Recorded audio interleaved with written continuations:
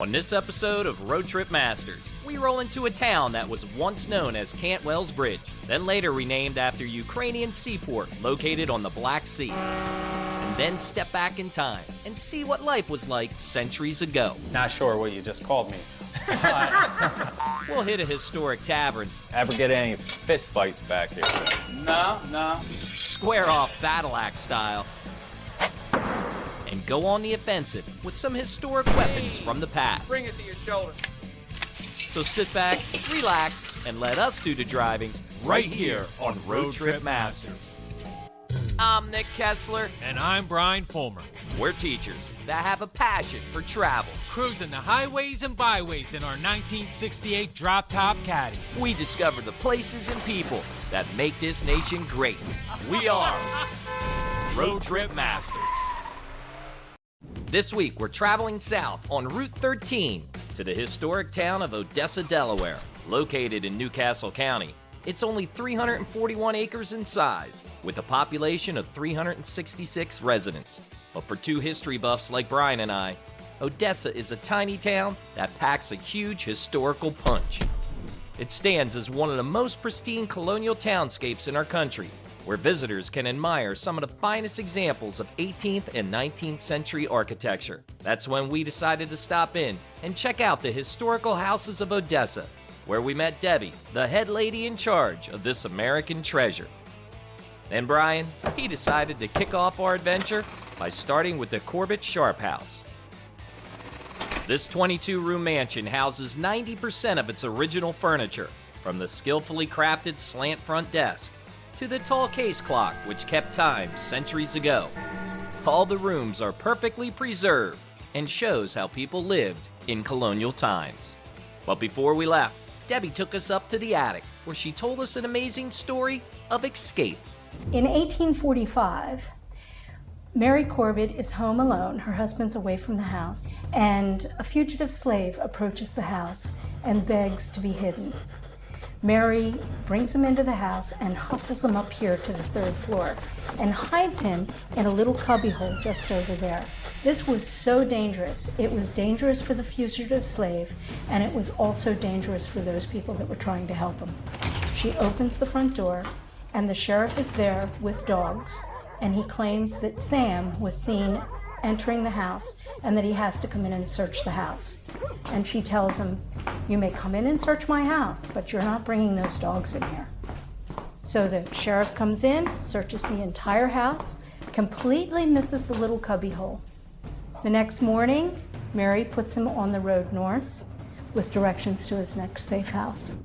Next stop, the Wilson Warner House, a classic example of Delaware and Georgian architecture. Now, it seems like the style of furniture has changed a tidbit here. It has. Though this house was built in 1769, it is furnished according to an 1828 bankruptcy list of sale. This family fell on hard times in the 1820s, and all of their goods and chattels were sold at public auction. I wonder what the most expensive auction item was on the log.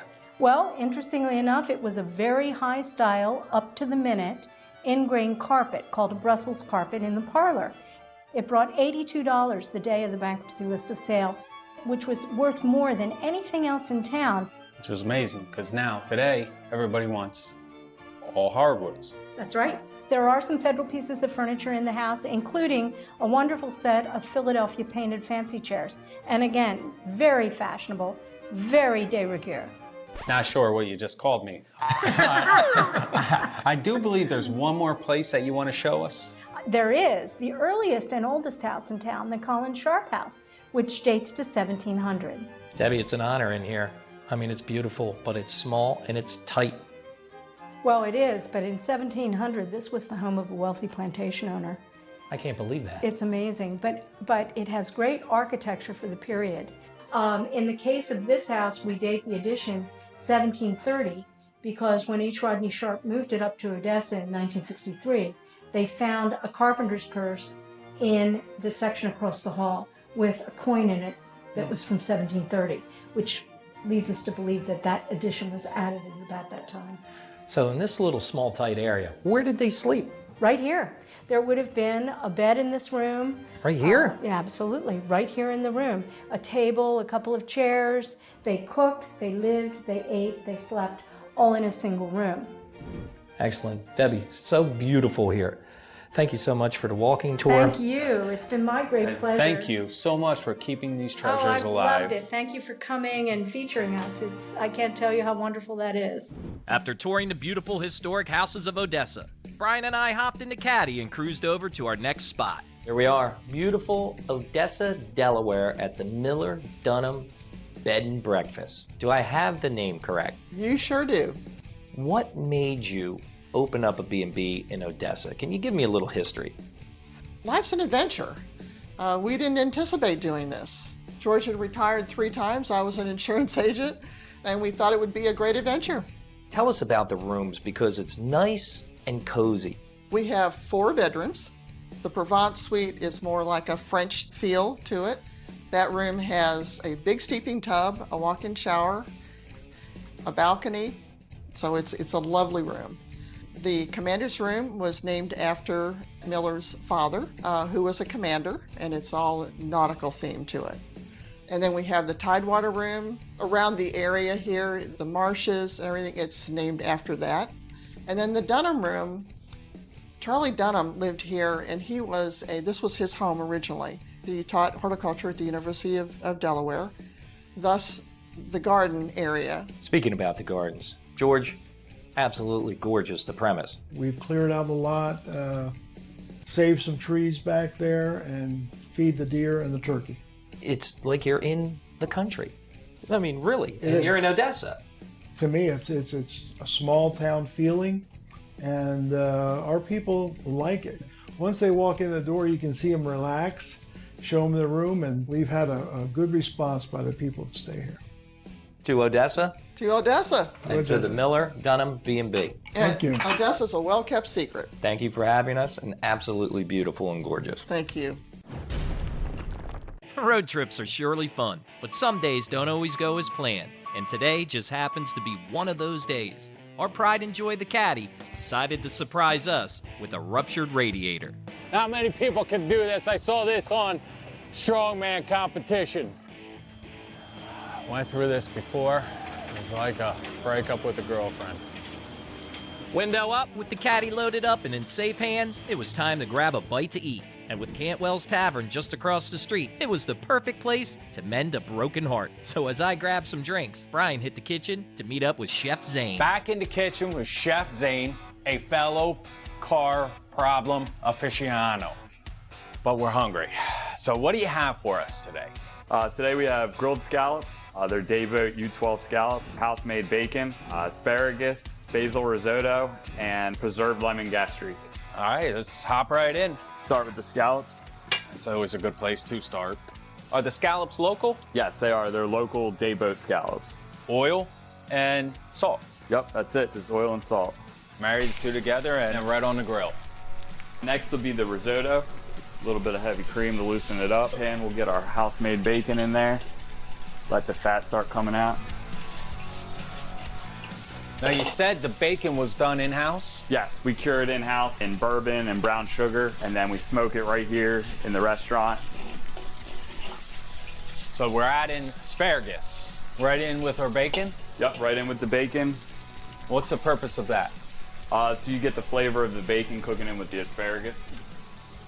I notice you reposition. Is that to get the 45-degree hash marks? Yeah, it gives it that nice look, nice presentation that the customer likes. Almost like we could play checkers on it. Tic-tac-toe. Nothing, Chef. I thought that was clever. We can play checkers later. Oh, yeah. All right, so that's pretty much it, huh, Chef? Yep.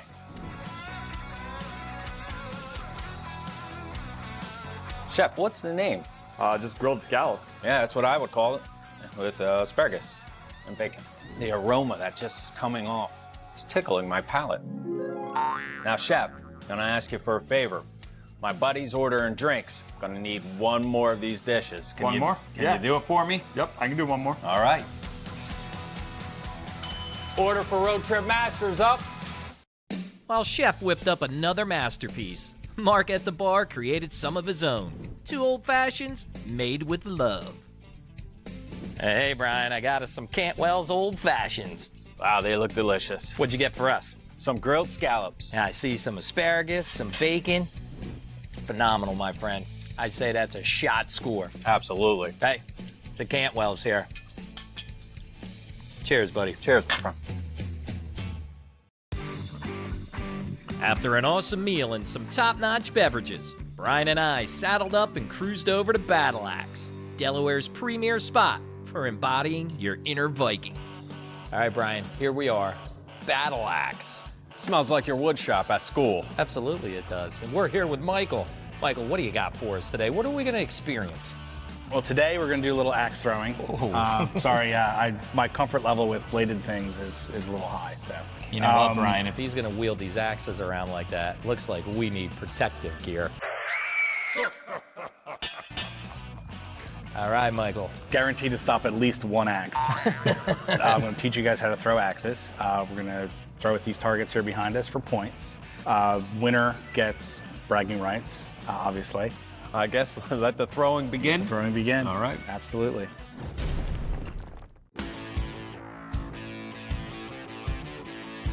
After settling in at Battle Axe, Delaware, Michael threw Brian and I some tips on how to sling axes like a top dog. Now it's time to face off, axe for axe, to see who the real warrior is. 1, 2, 3. Gotcha. I will take this lane to throw them off. Hit axes. All right. All right. That's 3. I choked. There it is. Oh, man, you are dialed in. Tap axes, switch lanes. Nick 2, Brian 12. It's the other way around. Oh, that's Nick. I like the sound of that. That's Brian. Yeah. Oh, nice. Your first bullseye. So Brian got a 0 and then a 5. One hurl after another, Brian and I finally reached our last throws. It was time to find out who the real warrior was in this Delaware arena. Brian, I had 21. You had 11. Not bad. I feel like I've been axed. But I can say I had a wonderful time. Just a short drive north of Odessa is the Hagley Museum. Located in Wilmington, Delaware, Hagley Museum is the site of the Gunpowder Works, founded by E.I. DuPont in 1802, and is a great example of early American industry. That's when Brian and I met up with Laura to find out more about the gunpowder making process.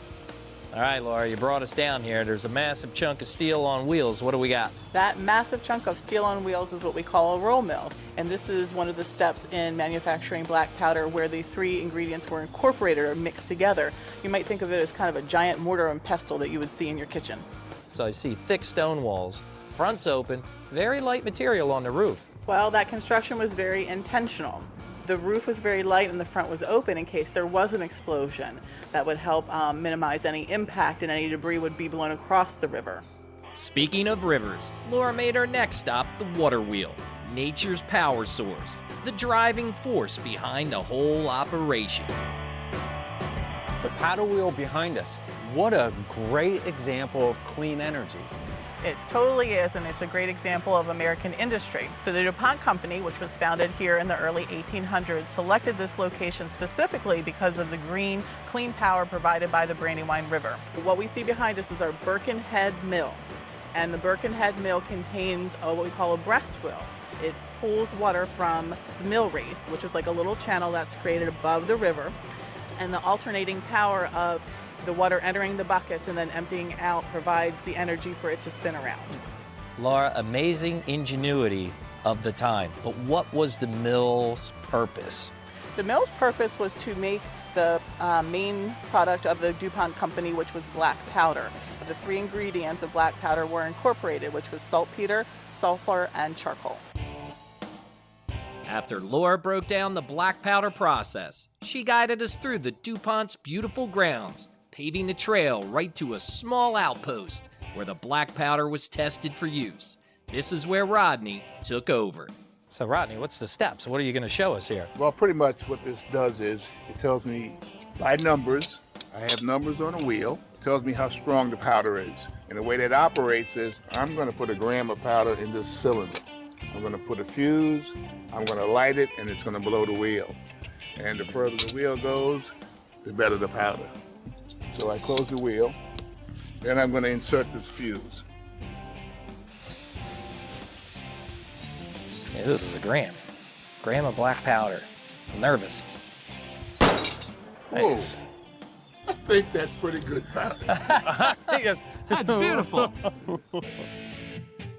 After a successful test, Rodney passed the exceptional powder down to Ann, who would show us its capabilities. And yes, with a cannon.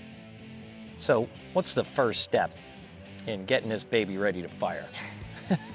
The fuse. All right. This goes down into here. All right, so now here's that 1 ounce of gunpowder. A grainy, black, peppery, sandy-like substance. And put it down into the cannon. And now I'm going to twist it, and it's going to dump it out, but it's dumping it out all the way down there. And I need to tamp it down, and everything is ready to fire. All right, looks like we're going to stand back and light this puppy. And fire in the hole. All right, here it goes. Ann's going to light the fuse. Fire in the hole. Nervous. Come on.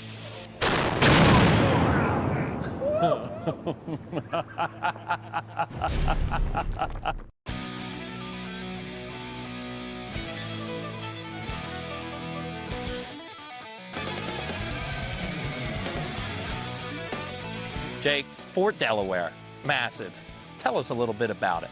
All right, well, Fort Delaware was built in the 1850s, completed in 1859, and it was built to protect Philadelphia from naval attack. Philadelphia is only 40 miles upstream, but most people that have heard of it know that it was used as a prisoner of war facility during the Civil War. So there were 33,000 Confederate prisoners here throughout the 4 years of the Civil War. Tell us a little bit about life inside. What was a typical day like here at Fort Delaware? Oh man, so there's a lot of different types of people living inside this fort. It was really like a whole community unto itself. So you had your enlisted soldiers and your officers, and they're living inside the fort, working on the heavy artillery pieces, training on muskets. And then you had the civilians that live here that are the wives of the officers and such, and their day is more just supporting the war effort kind of deal, taking care of the home, taking care of children that might be here. It's a whole community, all these different people all together making this place run. So Brian and I, we just had to check this place out. Every turn, twist, and new staircase we came across revealed more and more what fort life was like. As we meandered to the central courtyard, we could smell the gunpowder. And since Brian and I are experts on this black substance, our next logical step would be get trained on the weapons that used it. It's almost one fluid motion. Turn and bring it up just a tad. Okay. So then you bring your weapon up to your hip, okay? Aim. You bring it up to your shoulder. And then the last command is fire. Ready. Aim. After completing our musket training flawlessly, we were ready to get up close and personal with Gun 68, the big hoss of this fort. This 8-inch Columbiad smoothbore cannon is located on the northwest bastion and manned exactly as it would have been over a century and a half ago. All right, Brian, this is the moment we waited for. I'm excited. Yeah, me too. I don't know if I should cover my ears or what. I saw the powder charge being delivered. I did too. That was a lot of powder. Yeah. After several minutes of prepping the cannon, the crew finally takes a ramrod to place the charge down the barrel. It was time to hear this baby scream. Gun 68 is ready to fire. Okay, everybody, I want you to put your fingers to the flaps of your ears. All right? Here it comes. Battery make ready! Gun 68, fire! Oh, man.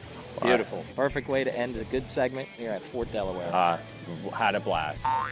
Ooh, ba-dum-bum. After a fantastic day at Fort Delaware, it was finally time to get back our prized possession, the caddy.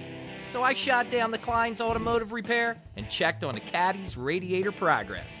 Bruce and Jesse always come through with top-notch repairs. The Caddy was in great hands. And try to get them back on the highway here as soon as possible.